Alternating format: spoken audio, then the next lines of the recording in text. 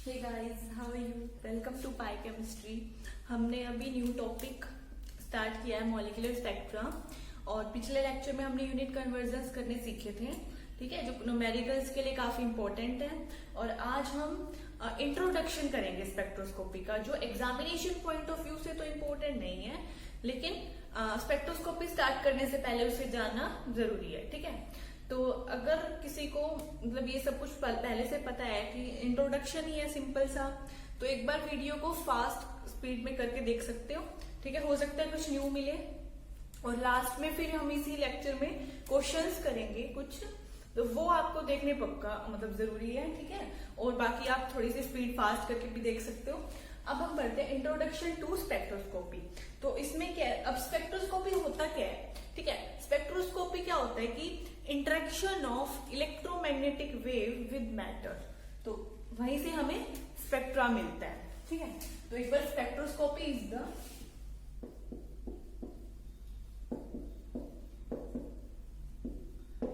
interaction of electromagnetic waves with matter। अब electromagnetic wave क्या होती है? देखो, इलेक्ट्रोमैग्नेटिक वेव के अंदर 3 कंपोनेंट्स होते हैं, electric field, magnetic field and direction of propagation. देखो, in electromagnetic wave, electric field and magnetic field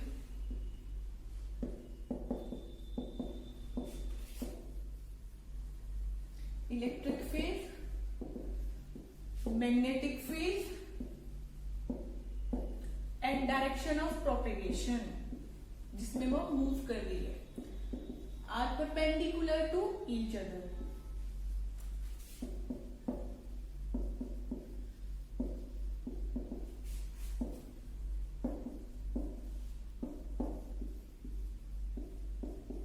काफी सिंपल सी बातें हैं, लेकिन हमें करनी जरूरी भी है, ऐसे छोड़ तो सकते नहीं है, ठीक है।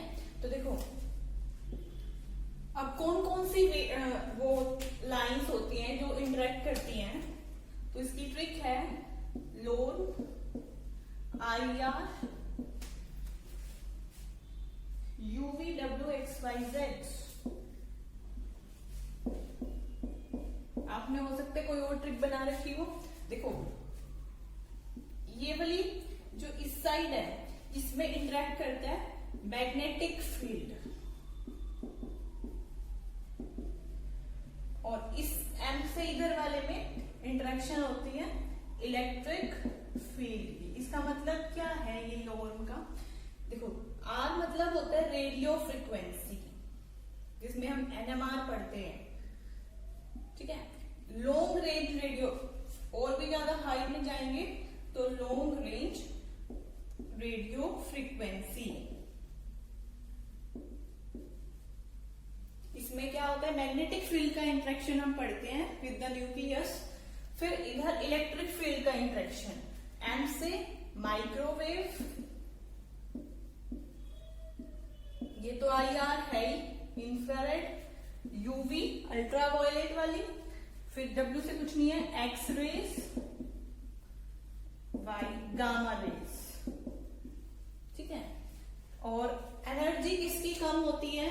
तो देखो, according to Maxwell relation, Maxwell ने एक इक्वेशन दी थी, relation between electric field and magnetic field. तो वो रिलेशन क्या है? देखो, E is equals to B into C। C है velocity of light.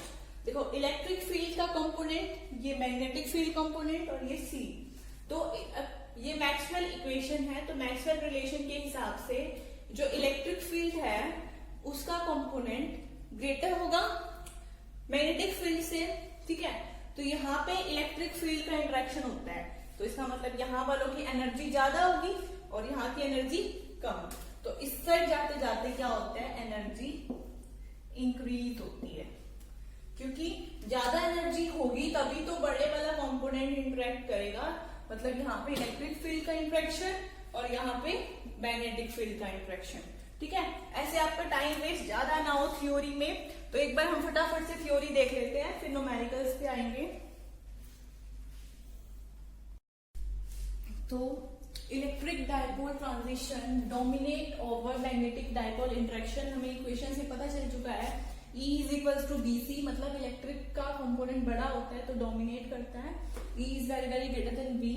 The interaction with a charge particle is almost entirely due to E, मतलब क्योंकि जो charge particle होता है वो भी काफी हैवी होता है, तो जो इंटरेक्शन होगा वो हैवी पार्टिकल यानी कि इलेक्ट्रिक फील्ड के साथ होता है, that is with B negligible, ठीक है, चार्ज पार्टिकल के साथ. So we may ignore the interaction with magnetic field with charge particle. However magnetic dipole transition occur, होती तो है मैग्नेटिक डायपोल ट्रांजिशन, लेकिन कब होगी, जब इलेक्ट्रिक फील्ड का जो कंपोनेंट है वो जो इलेक्ट्रिक फील्ड से जो ट्रांजिशन होनी है वो फॉरबिडन हो जाए. और ये कैसे हम पता करेंगे, वो सिलेक्शन रूल हम आगे करेंगे, ठीक है. देखो, however magnetic dipole transition occur and important specially if transition is forbidden by electric dipole selection rule. जब इलेक्ट्रिक का फॉरबिडन हो गया तब हम मैग्नेटिक फील्ड को पढ़ेंगे. तो electromagnetic wave interact with nuclei and electron of an atom और मॉलिक्यूल, ठीक है. जब इंटरेक्शन होगी तो क्या होगा, एब्जॉर्प्शन एंड एमिशन. लेकिन absorption and emission of energy कब पॉसिबल है, absorption and emission of energy is possible only when quantization of energy exist. देखो, एनर्जी क्वांटाइजेशन आ गई तो मतलब ये जो हम स्पेक्ट्रोस्कोपी पढ़ रहे हैं इसमें एब्जॉर्प्शन और एमिशन होना जरूरी है, ठीक है, तभी स्पेक्ट्रा मिलेगा. और कब होगा एब्जॉर्प्शन एंड एमिशन, जब एनर्जी क्वांटाइज्ड हो. इसका मतलब जो स्पेक्ट्रोस्कोपी जो हम पढ़ रहे हैं वो एप्लीकेशन पार्ट है ऑफ क्वांटम केमिस्ट्री का, ठीक है, इसलिए हमने इसे बाद में स्टार्ट किया है क्वांटम के. आपको इसका स्क्रीनशॉट लेना है तो ले लीजिए. Whatever we have studied in quantum mechanics, either rotation, vibration, electronic motion, it corresponding to standing wave. मतलब जो हमने क्वांटम में पढ़ा था वो सारा का सारा स्टैंडिंग वाला पढ़ा है, जिसमें स्टेशनरी वेव चलती है, ठीक है, स्टेशनरी स्टेट होती है. लेकिन अब यहाँ पे हम इलेक्ट्रोमैग्नेटिक वेव अप्लाई कर रहे हैं ऑन द मैटर, तो इसमें स्टैंडिंग वाली काम नहीं आएगी, हमें डायनेमिक सिस्टम में जाना होगा, ठीक है. But when electromagnetic wave interact we move from the area of statistics to dynamic, ठीक है. क्यों, क्योंकि because now system is perturbed by time dependent Hamiltonian. जहां पे अभी तक हम उसमें पढ़ते थे टाइम इंडिपेंडेंट, हैमिल्टोनियन एनर्जी का ही ऑपरेटर होता है, ठीक है. तो न्यू हैमिल्टोनियन हमें क्या मिलेगा, पहले वाला जो time independent Hamiltonian plus time dependent. और ये टाइम डिपेंडेंट किस वजह से आया, ड्यू टू इलेक्ट्रोमैग्नेटिक रेडिएशन की वजह से, ठीक है. तो मतलब पर्टर्बेशन आ गई. So we are applying here first order perturbation theory, ठीक है. तो अब जिन्होंने क्वांटम नहीं पढ़ी उन्हें ये फर्स्ट ऑर्डर पर्टर्बेशन वगैरह नहीं पता, तो क्या उन्हें ये स्पेक्ट्रा समझ नहीं आएगा, तो बिल्कुल समझ आएगा, क्योंकि ऐसा कुछ नहीं है, ये तो सिर्फ एप्लीकेशन पार्ट पढ़ रहे हैं हम, तो बिल्कुल अच्छे से समझ आएगा, ठीक है, don't worry. When electromagnetic wave interact with the matter many changes takes place in both light and matter. तो कौन कौन से चेंजेस होते हैं, stimulated emission, stimulated absorption, spontaneous emission, ठीक है, वो देखते हैं हम. तो when electromagnetic wave interacts with matter, तो क्या होता है, हमारे पास तीन चीजें होती हैं. एक तो स्टिमुलेटेड एब्जॉर्प्शन. इसमें क्या होता है, देखो, स्टिमुलेटेड एब्जॉर्प्शन में मतलब एब्जॉर्प्शन होगी, जो हम एनर्जी देंगे उसे हमने डिनोट किया hν से. तो जो एनर्जी देंगे यहाँ से इलेक्ट्रॉन एब्जॉर्ब करेगा उस एनर्जी को और चला जाएगा एक्साइटेड स्टेट, ठीक है. तो m ने एब्जॉर्ब की और वो अपने एक्साइटेड स्टेट m स्टार में चला गया. ऐसे अब एब्जॉर्प्शन होने के बाद एमिशन होगा, और एमिशन दो टाइप से हो सकता है. एक होता है स्पॉन्टेनियस एमिशन, एक होता है स्टिमुलेटेड एमिशन. स्पॉन्टेनियस एमिशन में वो इलेक्ट्रॉन खुद ही जो एनर्जी गेन करके गया था वही वाली एनर्जी को लूज करके अपनी ओरिजिनल स्टेट में आ जाएगा, m+h, ठीक है. स्टिमुलेटेड एमिशन, इसमें क्या होगा, हमें हमें खुद से उसका एमिशन करवाना होगा, मतलब हमें एनर्जी देनी पड़ेगी। तो एम स्टार को हम खुद एनर्जी देंगे एच न्यू, और फिर वो जो एनर्जी गेन करके गया था वो वाली एनर्जी प्लस ये वाली एनर्जी दोनों लूज करेगा और अपनी ओरिजिनल स्टेट में आ जाएगा। तो एम स्टार को हमने एनर्जी दी एच न्यू और वो ओरिजिनल स्टेट में आया, उसमें अब 2 एच न्यू एनर्जी रिलीज करेगी। ठीक है, 3 टाइप से हो सकते हैं, एब्जॉर्प्शन, स्पॉन्टेनियस एमिशन और स्टिमुलेटेड एमिशन। ठीक है, अब देखो, तो अगर हमें स्पेक्ट्रा चाहिए तो हमें 3 कंडीशंस को पढ़ना बहुत जरूरी है, उसके बिना हमें स्पेक्ट्रा नहीं मिलता। ठीक है, तो interpret the spectra we have to keep 3 fundamental ideas. कौन कौन से है वो? Bohr frequency condition, selection rule और पॉपुलेशन रेशियो। ठीक है, स्पेक्ट्रा के लिए तीनों इंपॉर्टेंट है, तो देखते हैं उसे। जो 3 कंडीशंस है हमारे पास, उसमें से फर्स्ट कंडीशन है बोहर फ्रीक्वेंसी कंडीशन। ये जो कंडीशन है नेसेसरी तो है स्पेक्ट्रा के लिए बट नॉट सफिशिएंट, क्योंकि उसके बाद हमें सिलेक्शन रूल भी देखने पड़ेंगे जो बताएगा कि ट्रांजिशन अलाउड है या फोरबिडन है, लेकिन ये कंडीशन नेसेसरी है। ठीक है, तो जैसे हम अब ये बोहर फ्रीक्वेंसी कंडीशन क्या कहती है कि हमारे पास अगर 2 लेवल है, रोटेशनल लेवल मान लीजिए जैसे J इक्वल टू 0 और J इक्वल टू 1, और इनके बीच का जो एनर्जी गैप है मान लिया वो एच न्यू है। ठीक है, तो हमें जो एनर्जी लाइट प्रोवाइड करवानी है वो इसी एनर्जी गैप के इक्वल होनी चाहिए, या इससे ज्यादा हो सकती है लेकिन इससे कम नहीं होनी चाहिए, तभी उसका एब्जॉर्प्शन और एमिशन पॉसिबल होगा। तो देखो, सिस्टम एब्जॉर्ब और emit a photon which energy is equal to difference in the energy of the 2 state. इसी एनर्जी के डिफरेंस के बराबर वो एब्जॉर्ब करेगा और एक्साइट होगा। ठीक है, ये है हमारी बोहर फ्रीक्वेंसी कंडीशन। नेक्स्ट है सिलेक्शन रूल। देखो, सिलेक्शन रूल 2 टाइप के होते हैं, ग्रोस सिलेक्शन रूल और स्पेसिफिक सिलेक्शन रूल। जो ग्रोस है वो थियोरिटिकल है फॉर द, ये डिपेंड करते हैं बिहेवियर ऑफ मॉलिक्यूल पे, लेकिन स्पेसिफिक वाले मैथमेटिकल है। ठीक है, तो जैसे स्पेसिफिक जो मैथमेटिकल है वो क्वांटम मैकेनिक्स में हमने पढ़े थे, delta J plus minus 1, delta N plus minus 1। ये किस कब होते हैं ये मैं बताऊंगी आगे, हम पूरा स्पेक्ट्रा पढ़ेंगे। तो ये कहाँ से आए होंगे, मतलब डेल्टा N ये ऐसा ही क्यों हुआ कि ये वाला अलाउड है, ऐसा ही क्यों हुआ कि ये अलाउड है, तो ये भी हम देखेंगे कि ऐसा क्यों होता है, कि हम क्या अप्लाई करते हैं कि ये कंडीशन हमारे पास आती है। एक बार ये वाला देख लेते हैं। ग्रोथ वाले पे डिपेंड करता है ऑन बिहेवियर ऑफ मॉलिक्यूल, जैसे डायनेमिक मूवमेंट होनी चाहिए, पोलराइजेबिलिटी। जैसे हम एग्जांपल लेते हैं, देखो बोहर फ्रीक्वेंसी कंडीशन तो नेसेसरी तो है लेकिन सफिशिएंट नहीं है, हमें सिलेक्शन रूल के बेस पे भी देखना पड़ता है कि ट्रांजिशन अलाउड होगी या फोरबिडन होगी। तो देखो, जो ग्रोथ सिलेक्शन रूल है, जैसे हम एग्जांपल ले लेते हैं कि बिहेवियर पे डिपेंड करते हैं, तो हम एग्जांपल लेके देखते हैं। फॉर रोटेशनल स्पेक्ट्रा में क्या होते हैं,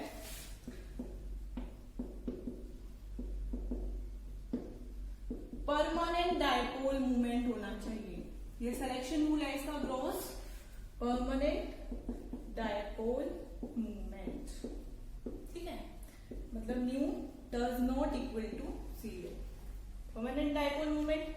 ऐसे ही हम वाइब्रेशनल का देखें तो चेंज इन डायपोल मूवमेंट होना चाहिए। अगर किसी को ये सब कुछ नहीं पता कि हम ये क्या लिख रहे हैं परमानेंट डायपोल मूवमेंट, तो हम पूरा रोटेशनल स्पेक्ट्रा पढ़ेंगे, आपको वहां पे पता चल जाएगा। अभी तो हम सिर्फ ये थियोरिटिकल इसका एग्जांपल लिया है हमने, ठीक है। तो वाइब्रेशनल स्पेक्ट्रा हमें कब मिलेगा, जब change in spectra, change in dipole movement, that is curly mu by curly x does not equal to 0, change होना चाहिए उसमें। और रमन स्पेक्ट्रम हमें कब मिलता है, तो रमन स्पेक्ट्रम मिलेगा molecule must have an isotropy polarisability. अब ये नहीं पता किसी को, तो हम रमन स्पेक्ट्रम में देख लेंगे क्या होता है। इसमें हम दो लाइट डालते हैं मेटल पे, दो तरफ से, एक परपेंडिकुलर डायरेक्शन में, एक पैरेलल डायरेक्शन में। तो जो alpha perpendicular does not equal to alpha parallel, उसका मतलब होता है एनआइसोट्रोपी पोलराइजेबिलिटी। तो जो बिहेवियर है वो परपेंडिकुलर और पैरेलल में अनइक्वल होना चाहिए, ठीक है, फॉर रमन स्पेक्ट्रा। तो ये कंडीशन है। ये तो पढ़ा है हमने ग्रोस सिलेक्शन रूल। अब जो स्पेसिफिक सिलेक्शन रूल था जो मैथमेटिकल वाला, वो कैसे आया वो हम देखते हैं। तो अभी हमने ग्रोस सिलेक्शन रूल देखा था, अब हम देखते हैं स्पेसिफिक सिलेक्शन रूल क्या होता है, जो मैथमेटिकल फॉर्म में होता है, और उसे हमें कैसे फाइंड आउट करते हैं। तो देखो, द रेट ऑफ ट्रांजिशन, मतलब कि ट्रांजिशन पॉसिबल है, 0 to 1 लेवल में ट्रांजिशन पॉसिबल है या नहीं है, 1 से 2 में पॉसिबल है या नहीं है, तो ये स्पेसिफिक सिलेक्शन रूल बताता है। तो the rate of transition is found to be directly proportional to square of the transition moment integral. इसका मतलब ये है, देखो, ट्रांजिशन मोमेंट इंटीग्रल, तो ट्रांजिशन डायपोल मोमेंट, हम जैसे हमें डायपोल मोमेंट की कोरेस्पोंडिंग देखनी है कि वो ट्रांजिशन पॉसिबल है या नहीं है। तो ट्रांजिशन डायपोल मोमेंट कैसे फाइंड आउट करेंगे,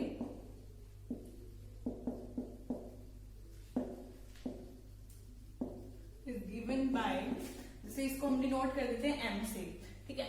हमें ये चेक करना है कि L से M तक पॉसिबल है ट्रांजिशन या नहीं है, ठीक है।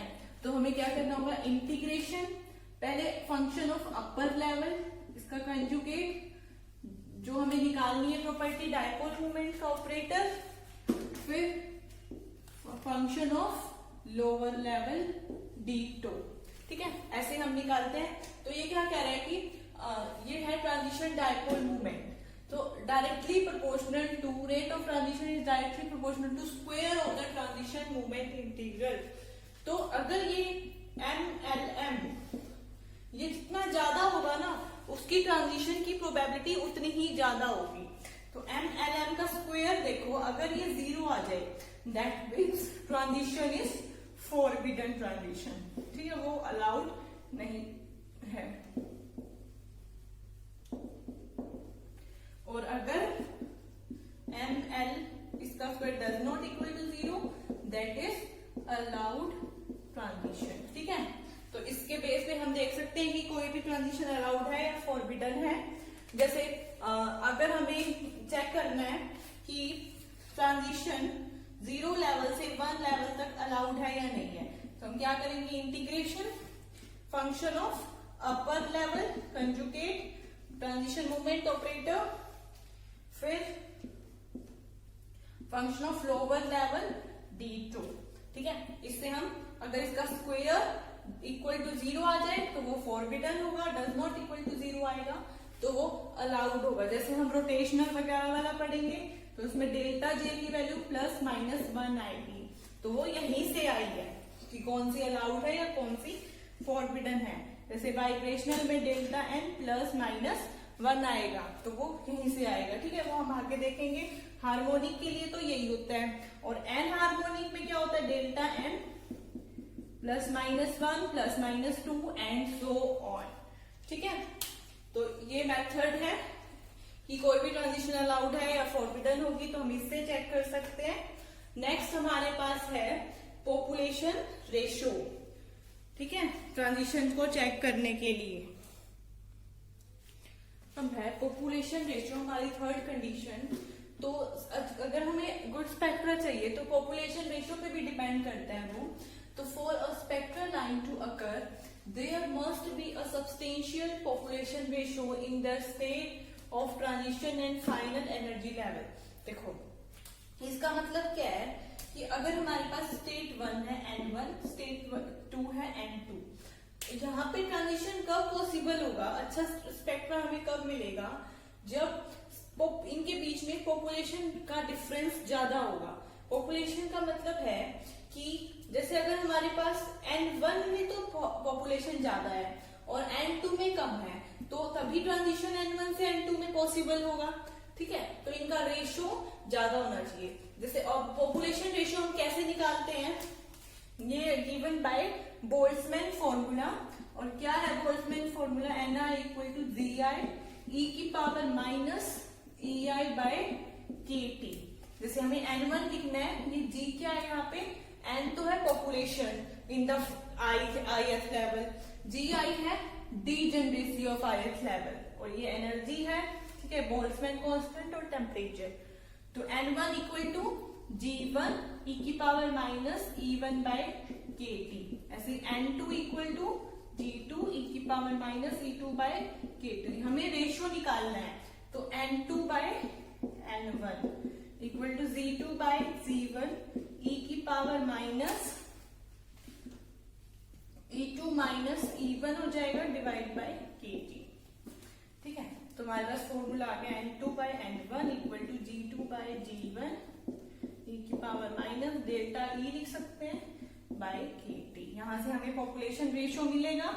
ठीक है, तो पॉपुलेशन रेशियो कैसा होना चाहिए, N2 बाय N, अगर हमें स्पेक्ट्रा ग्रुप चाहिए तो N2 बाय N1 की जो वैल्यू है, देखो N2 हमें ऊपर पॉपुलेशन कम चाहिए, नीचे ज्यादा चाहिए, तो N2 बाय N1 की वैल्यू हमें कम चाहिए। इसकी वैल्यू लेस कब होगी, जब या तो इनके बीच का एनर्जी डिफरेंस ज्यादा हो, तो मतलब ये हमें गुड स्पेक्ट्रा कम मिलेगा। कौन कौन सी कंडीशंस हैं,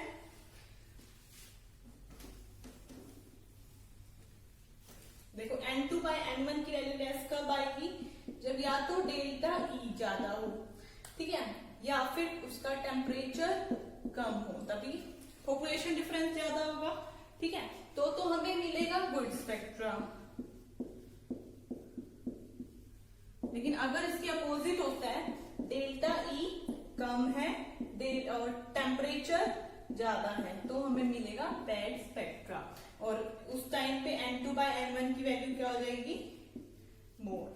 ठीक है, जैसे हम कोई एग्जांपल ले लेते हैं, पॉपुलेशन रेशियो के फॉर्मूले पे भी क्वेश्चंस बनते हैं।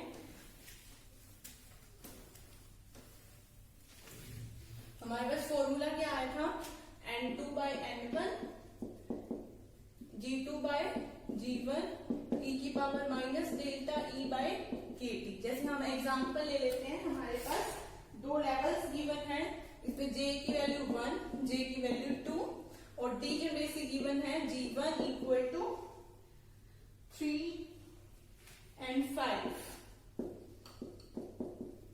तो सिंपल पॉपुलेशन रेशियो निकालना है, तो ये रोटेशनल के लिए है। रोटेशनल में वैसे अब भी आगे आपको पता चल जाएगा, डीजेनरेसी हम कैसे निकालते हैं रोटेशनल में, 2J प्लस 1 से। तो G1 क्या आएगा, 2 इंटू J की वैल्यू यहाँ पे 1 है प्लस 1 यानी कि 3, तो ये 3 आ गई अगर ना भी गिवन हो तो। और G2 कैसे निकलेगी degeneracy, 2 into second level plus 1 that is 5। ठीक है, और एनर्जी कैसे निकलती है रोटेशनल में, B J into J plus 1। ठीक है, J रोटेशनल क्वांटम नंबर है, वो हम पढ़ेंगे, और B रोटेशनल कांस्टेंट है। तो B की वैल्यू, एनर्जी क्या आएगी इसमें, फर्स्ट वाले की एनर्जी कितनी आएगी, B इंटू 1 प्लस 1 यानी कि 2B। E1 आ गई 2B, E2 आ जाएगी 6B, इसी में पुट करेंगे तो फॉर्मूला अप्लाई कर दो, हमें निकालना है N2 बाय N1। तो G2 बाय G1 यानी कि 5 बाय 3 E की power minus delta E by K T यानी कि minus 4B by K T हमारा आंसर है। ऐसे सिंपल से क्वेश्चंस हैं। हमारे पास नेक्स्ट क्वेश्चन है पॉपुलेशन रेशियो का। The population ratio between first excited state and ground state in rigid rotor is this. वो दिया हुआ है फर्स्ट और ग्राउंड के लिए। Then the population ratio between second excited state and ground state is. देखो ये सिंपल क्वेश्चन है स्टार्टिंग में, तो आपको बोरिंग लग रहा होगा, लेकिन अगर हमें स्टार्ट करना है तो हम अच्छे से स्टार्ट करें। अगर आपको आता भी है तो रिवाइज कर लो, ताकि मतलब बाय चांस आ भी जाए क्वेश्चन तो ऐसा ना हो कि हम इतने सिंपल क्वेश्चन छोड़ के आ जाए। ठीक है, तो अगर हमें स्टार्टिंग करनी है तो हमें अच्छे से ये करनी चाहिए, सारे टॉपिक पिकअप करने चाहिए। तो हम सारे लाइन वाइज कर रहे हैं। तो हमारे पास ये क्वेश्चन है रिजिड रोटर के लिए है, तो हमें रिजिड रोटर में J इक्वल टू 0 भी अलाउड होता है, तो 0, 1 and 2 ground state first and second. ठीक है, तो इसमें जो पॉपुलेशन रेशियो गिवन है ground state and rigid first excited state का, इन दोनों का। तो n first excited and ground का मतलब n1 बाय n नॉट, ठीक है, ये गिवन है, हम निकालते हैं। तो हमें डीजनरेसी अभी पता ही है, g1 by g not e की power minus delta e by kt। तो जी डीजनरेसी क्या होती है 2j प्लस 1 और एनर्जी की वैल्यू क्या होती है इसमें bj इंटू j प्लस 1, ठीक है। तो इसकी डीजनरेसी कितनी आएगी 1, इसकी डीजनरेसी 3 5, j इक्वल टू 2 के लिए, ठीक है। तो हम यहाँ पे पुट करते हैं g1 यानी कि 3 बाय 1 e की पावर माइनस, इसके एनर्जी कितनी आएगी फर्स्ट वाले की 0, इसकी 2b अभी हमने निकाली, इसकी 6b, ठीक है। डेल्टा ई यानी कि 2b बाय kt, ये हमें गिवन है, कितनी गिवन है e की पावर माइनस 3 इंटू e की पावर माइनस 8। तो इसका कंपैरिजन करो तो हमारे पास क्या आ गई, देखो 2b, क्योंकि 2b आएगी डिफरेंस, 2b का डिफरेंस आएगा। तो हमारे इसमें कंपेयर करा तो 2b बाय kt की जो वैल्यू आई है वो 8 आई है, यानी कि b की वैल्यू क्या होगी 4 kt, ठीक है। अब हमें क्या निकालना है, population ratio of second excited state and ground state. तो कैसे निकलेगा, तो देखो n second excited state n2 by n0, तो g2 by g not e की power minus delta e by kt, g2 कितना है हमारे पास 5 बाय 1 e की पावर माइनस डेल्टा e कितना होगा 6b बाय kt। तो ऑप्शन में b नहीं है तो हमें ये वाली वैल्यू पुट करनी पड़ेगी, b की वैल्यू क्या पुट करें 4 kt, तो 5 इंटू e की पावर माइनस 6, b की जगह हमने 4 kt बाय kt, kt से kt कैंसिल, तो 5 इंटू e की पावर माइनस 24। तो मतलब हमारा फर्स्ट ऑप्शन करेक्ट है, ठीक है। अब हम नेक्स्ट क्वेश्चन देखते हैं। अब ये क्वेश्चंस हैं हमारे पास। In a 2 level system the relative population lower to upper was found to be this, the spacing between the level 250 k joule. अब ये k क्या है यहाँ पे Boltzmann constant, the temperature of the system is बताना है, temperature बताना है। तो वही हमारे पास बोल्ट्जमैन वाला फॉर्मूला लगेगा, ठीक है। तो n2 बाय n1, तो अगर यहाँ पे डीजनरेसी गिवन नहीं है तो हमें पुट नहीं करनी, और कितना दे रखा है 0.25, लोअर टू अपर की दे रखी है, यानी कि अपर वाली 0.5, लोअर वाली 0.25, ठीक है। और e की power minus delta E, spacing कितनी दे रखी है इन्होंने डेल्टा ई 250 k, यहाँ पे कंफ्यूज नहीं होना, k बोल्ट्जमैन कांस्टेंट है डिवाइडेड बाय kt, ये भी k बोल्ट्जमैन कांस्टेंट होता है, मतलब ये कैंसिल हो जाएंगे, ठीक है। हमें टेम्परेचर निकालना है, इसको कट करोगे ये हो जाएगा, ये हमें गिवन है, ठीक है, क्योंकि ये तो गिवन ही है, तो इक्वल टू का आएगा 2 इक्वल टू e की power minus 250 by t, e उधर जाएगा लॉन बन जाएगा 2 equal to minus 250 by t, हमें t निकालना है, तो हमें यहाँ से t की वैल्यू निकालनी है। तो टेम्परेचर हो जाएगा माइनस 250 बाय लॉन 2, और इसकी यूनिट क्या होगी k, यहाँ पे k केल्विन है, और बोल्ट वाला k जो गिवन था वो था बोल्ट्जमैन कांस्टेंट, ठीक है। तो ये इस टाइप से था। अब नेक्स्ट क्वेश्चन है हमारे पास, there are 3 possible process that can change the state, these are absorption, emission and stimulated emission. तो the rate are identical for, तो कौन कौन सा रेट सबका सेम होगा या किस किस का सेम होगा। तो हमने 3 चीजें पढ़ी थी कि एब्जॉर्प्शन, एमिशन 2 टाइप का होता है। एब्जॉर्प्शन कौन सा होता है, स्टिमुलेटेड एब्जॉर्प्शन होता है, मतलब जिसमें हमें एनर्जी देनी पड़ती है। स्पॉन्टेनियस एमिशन होता है खुद से, और स्टिमुलेटेड एमिशन होता है जिसमें हमें एनर्जी प्रोवाइड करवानी पड़ती है। तो किसका रेट आइडेंटिकल है, तो देखो जिसमें हम एनर्जी प्रोवाइड करवा रहे हैं वो डिपेंड करेगा आई एब्जॉर्बेंस पे कि कितनी एनर्जी एब्जॉर्ब हुई, ठीक है। लेकिन स्पॉन्टेनियस वाला तो खुद से हो रहा है, ठीक, वो टाइम लेगा, ठीक है। तो इस जो रेट है वो आइडेंटिकल होगा for the stimulated absorption and stimulated emission के लिए। तो हमारा फर्स्ट ऑप्शन करेक्ट है। एब्जॉर्प्शन क्या किया इन्होंने, स्टिमुलेटेड ने लगाया, क्योंकि एब्जॉर्प्शन तो होता ही स्टिमुलेटेड है, स्पॉन्टेनियस होता ही नहीं है। ठीक है, तो हम यूं नहीं कह सकते कि ऑल आर इक्वल, तो नहीं होगा, स्पॉन्टेनियस वाला अलग होता है। तो हमारा फर्स्ट ऑप्शन करेक्ट है। नेक्स्ट क्वेश्चन है हमारे पास, at a given temperature for a rigid rotor the probability that a system is in rotational state J equal to 0 की प्रोबेबिलिटी देती है हमें 0.6, in state J equal to 1 is 0.3 and in J equal to 2 is 0.1। The average energy of rotor at the given temperature is. तो average energy बतानी है हमें। हमने ये ऐसा सेम क्वेश्चन हमने क्वांटम में किया था कि लीनियर वेरिएशनल प्रिंसिपल में क्या था उसमें कि जब भी हमें एवरेज वैल्यू निकालनी होती है तो वो इक्वल होती है probability into exact energy of that state.